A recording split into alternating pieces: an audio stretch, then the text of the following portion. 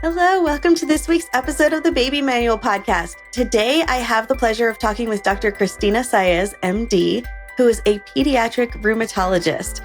So this is especially exciting because most people don't understand what a rheumatologist does, especially like even doctors. So maybe Dr. Saez, can you just tell us a little bit about what is rheumatology and pediatric rheumatology? Yes, absolutely. Thank you for having me. And I'd love to talk about what I do every day because I think it's a lot of fun and I'd love to, I think, raise awareness for people that end up coming to see me when they might not even know what I do. So I am a pediatric rheumatologist, which means that I have done all the training that a general pediatrician has done, but then I did additional training in autoimmune disease in children, specifically autoimmune diseases that affect the bones, muscles, and joints, and then any autoimmune condition that affects multiple organ systems. So I think lupus is probably the best example because lupus can affect any part of the body. Really cool. So what are some of the things that you end up seeing often? And what are things that maybe parents should watch out for at home to think, maybe we need to see a rheumatologist about this?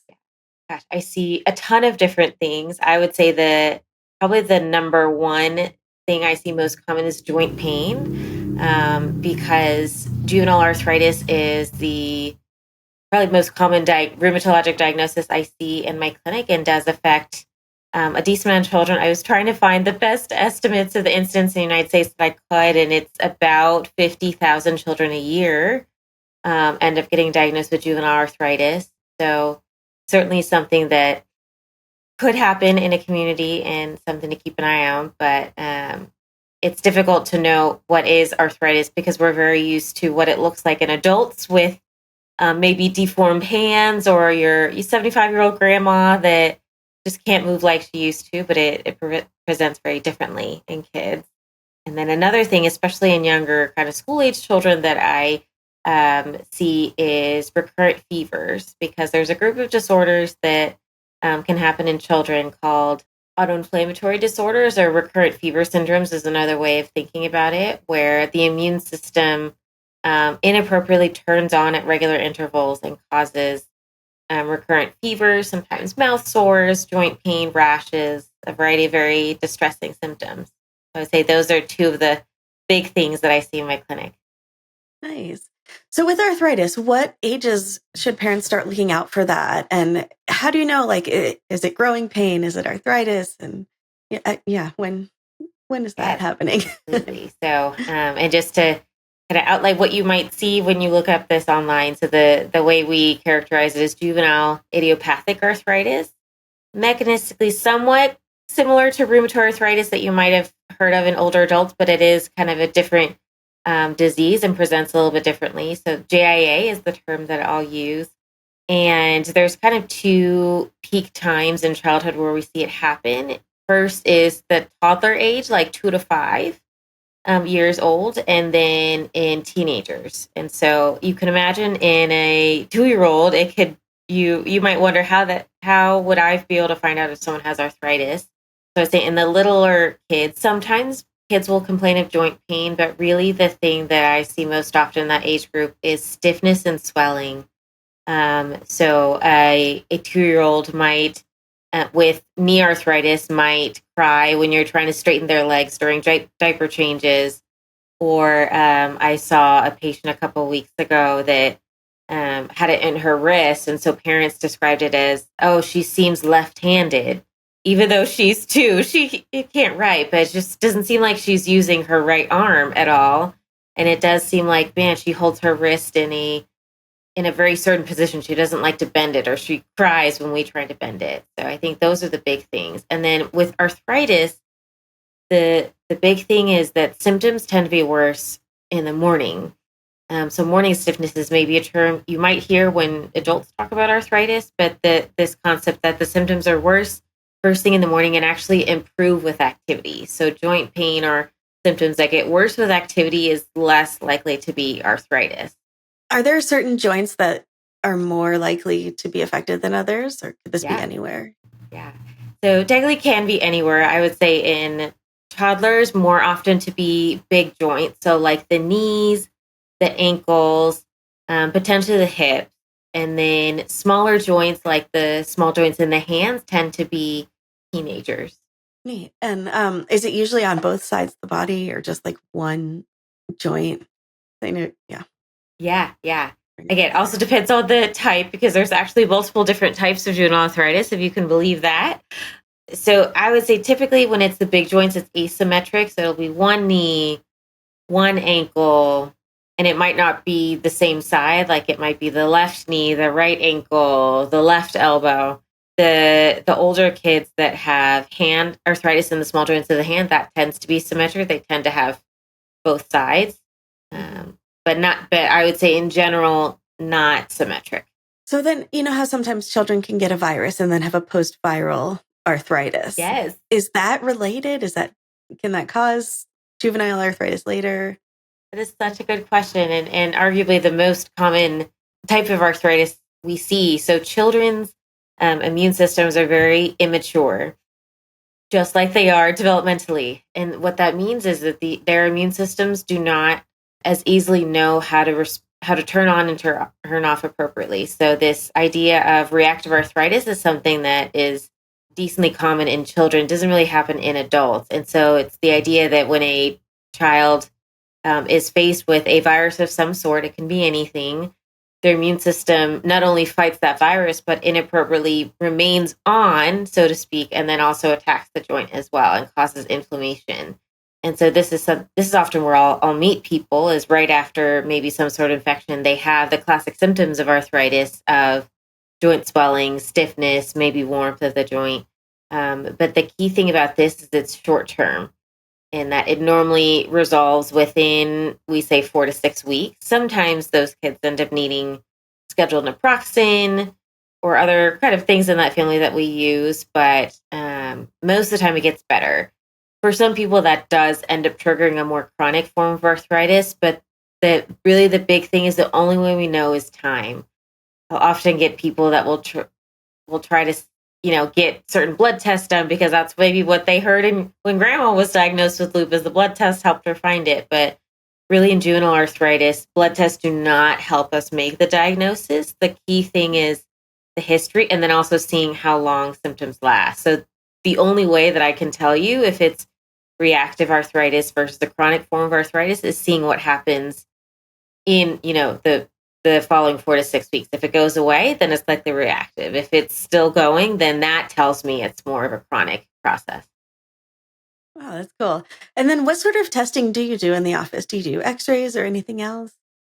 Kind of depends on the situation, of course, which is probably the answer I'll say for a lot of these things. But juvenile arthritis is really a physical exam diagnosis. I can diagnose it by examining the joints. We will do x-rays sometimes. I think x-rays mainly show you the general just structure of the bone because there are sometimes some other causes of joint pain that are not in the rheumatologic area. And so sometimes I'll use x-rays for that. And then sometimes I will do blood tests, but that's mainly kind of looking for other things or potentially other causes of joint pain and inflammation in children. So for example, one of the things we often have to think about is arthritis can actually be one of the first symptoms of cancer in children, specifically acute lymphocytic leukemia, the most common form of childhood cancer. And so sometimes I'm trying to piece out, is it something that's just autoimmune in my realm, or is it actually a sign of some other conditions? And that's, I think, one that we often have to think about because you can see that come up in the 3 to 5 year old age range sometimes. Do you do any other testing like joint aspirations? Most of the time, no. I think the one kind of exception is sometimes, so kids can actually get an infection of the joint, and that can cause really sudden onset swelling and in pain. And in those instances, sometimes kids do have to get fluid pulled out of the joint. Most of the time, that's not me, though. So most of the time, an infected joint is someone has a fever, really intense joint pain and swelling, and then they end up in the ER and they'll do it there. But in the clinic, we really don't do it that often. Partially also because it's hard to get a lot of fluid to be able to do the testing you would need. And as someone that small, the only time that I think about getting fluid from a joint to send for testing is really in an older teenager, because that's the only time where the joint space is big enough for me to get the couple of cc's of fluid that the lab actually needs to even run any sort of testing.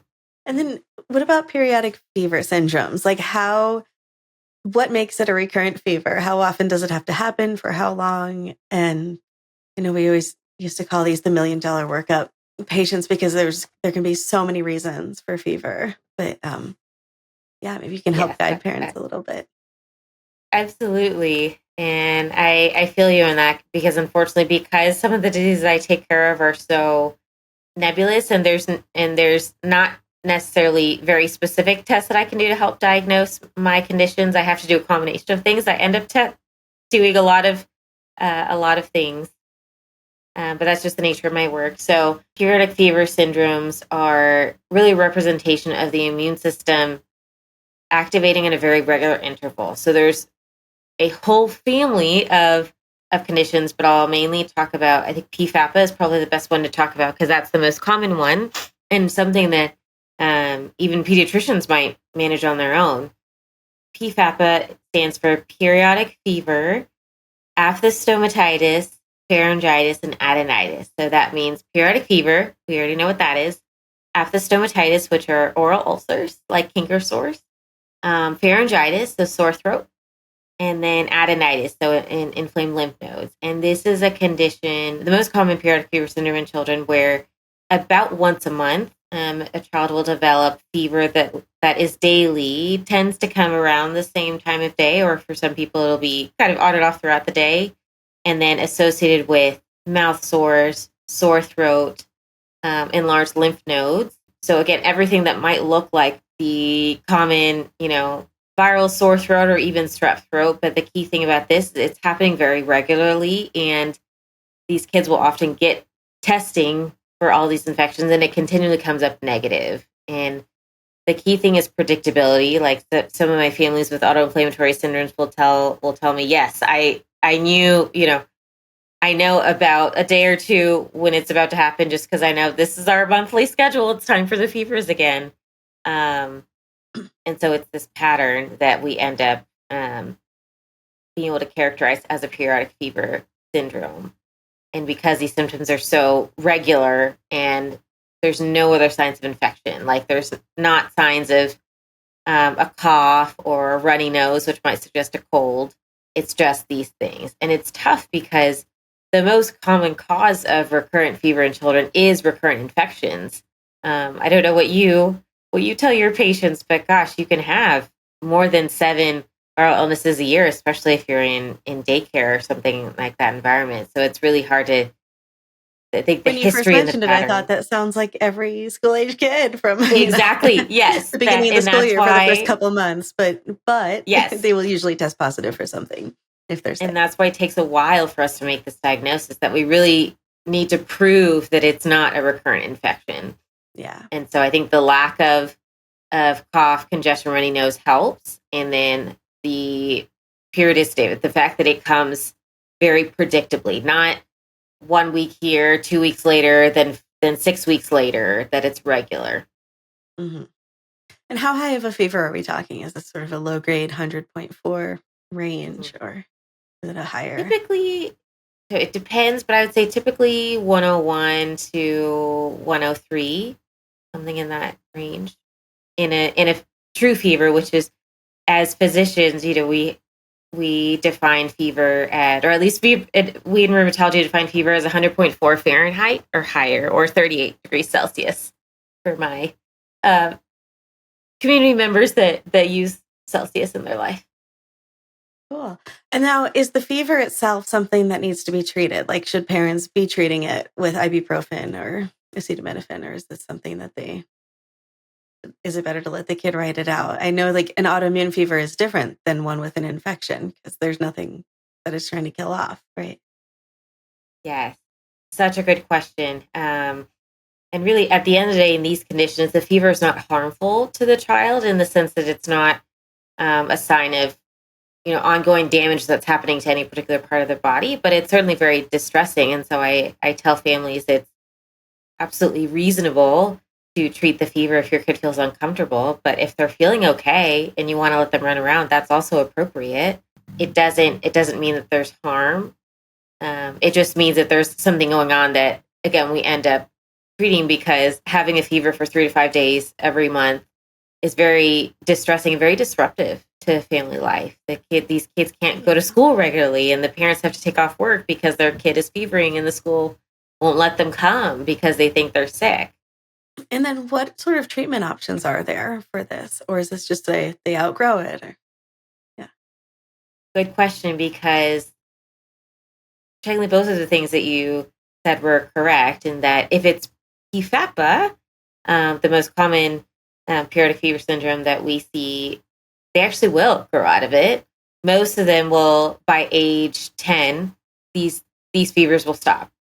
But we end up often treating it because, as I just said, these symptoms are often very disruptive to family life. And as a pediatrician, I also want to prioritize things like school attendance and the importance of the learning and development that they get at school.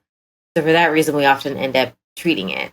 And so sometimes we will use something called steroids, so prednisone, which is our strongest and quickest anti-inflammatory treatment that's used for a variety of conditions to kind of help what we call abort the fever. So when it comes on, to stop the process in its tracks. And then sometimes people will be on daily medication to try to prevent the fevers. One of the common ones we'll use is colchicine, which is, if you look it up, is also used in gout, but it's used in my conditions as well. It's interesting how medicines can have multiple uses.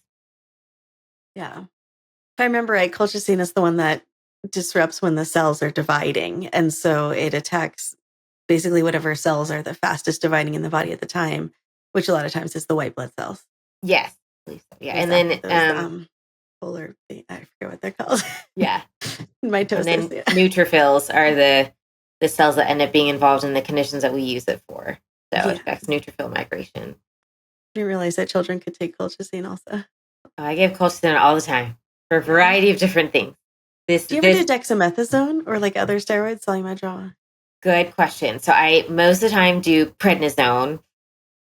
I really try to avoid dexamethasone because dexamethasone is such a potent steroid. So the reason that is different than prednisone is dexamethasone lasts 72 hours in the body versus 24 hours that prednisone does. And often they don't need something that strong. So I try to avoid that because the kind of irritability that you can get with steroids is usually amplified when you use dexamethasone versus prednisone in these conditions, which just breaks my heart for the families, because they'll say my little one was a monster for 3 days because they got 3 days of dexamethasone. I said, oh my gosh, I'm so sorry, but that was way too much. So prednisone for sure. Solumadrol does come in an oral, is one of the forms of oral steroids. I don't use it that often, partially because the dosing is a little bit different than prednisone. And prednisone we just use so commonly for so many other things. And it's a little bit easier to titrate based on the patient's weight, because in pediatrics, we do everything weight-based. And so it's easier for me to play around and find the lowest effective dose using prednisone than some of these other forms of oral steroids that you can get. Oh, that's cool. That makes sense. And yeah, parents should all know that steroids do cause children to have pretty extreme mood swings, that steroids are precursors to hormones in the body. And so they act sort of like hormones do in children, and they can make them very angry or weepy or hungry or wild, like energized. So that, unfortunately is one of the side effects of steroids. And all parents should be aware of that, because they might get steroids for croup or something else. There's asthma attacks, all kinds of reasons that we give steroids to kids. And then another note about steroids is you'll read about a lot of side effects, but I think the key thing is that with steroids, it really depends on the duration. So a couple of days of steroids is not going to carry the same risk of side effects as someone who's on it. Some of the patients I take care of who I end up having on it for years and years. So I think anything you read about steroids, please don't be scared if your kid is only taking it for a couple of days. It's really the short-term things like what we've actually called roid rage that you were just describing, and the increased appetite. Those are the key things. But long-term side effects that you read about, it takes a long time, like usually on the order of years for us to see that. Awesome. Anything else that parents should know about or watch out for in terms of rheumatology? I think the key thing for us is try to write things down and look at the pattern of the symptoms. The pattern tells us honestly most of what we need to know. I could probably predict based on just the history that a parent gives of what kind of realm it's going to end up being, whether it is in something in my world versus not. So really, when you notice things that are weird and a doctor is mentioning that you might need to go see a rheumatologist, really try to write down and be as specific as possible about how often things are happening, exactly what symptoms are happening every time. That is so, so important. And I think tells you so much more than any one blood test that a doctor might send to try to figure out if it's autoimmune or not. Yeah, probably also the time of day that symptoms are happening makes a Absolutely. difference. Yeah. What about anything like activity around it or foods, or is it worth tracking any of that? Sleep, those kind of things. Bathroom, I don't know, bodying. Probably worth it. Just activity, if certain activities make it worse. And then certainly if certain foods exacerbate it, I have had some patients say that certain foods trigger it. And certainly actually celiac disease can present with joint pain and even arthritis. So knowing if gluten makes some symptoms worse, I think is helpful to know. Again, another thing that I have to think about. Yeah. Yeah, Yeah. right. Well, Yeah. good. Yeah. So anything that seems like it might be related to the symptoms should also be Yes. tracked. Yeah, Yeah. over time. And Well, then cool. pictures. Oh, If yeah. there's swelling or certainly if there's a rash, please take pictures. Yeah, those things change quickly, right? Yes. Yeah.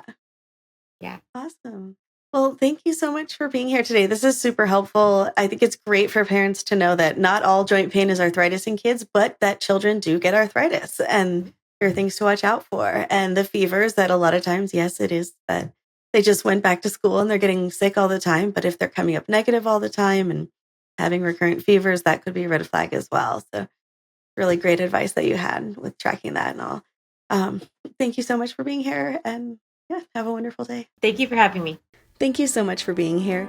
Hey, if you could, hit that like and subscribe button so that you'll be the first to know when new episodes come out. It will also help other parents like yourself to be able to find the Baby Manual podcast.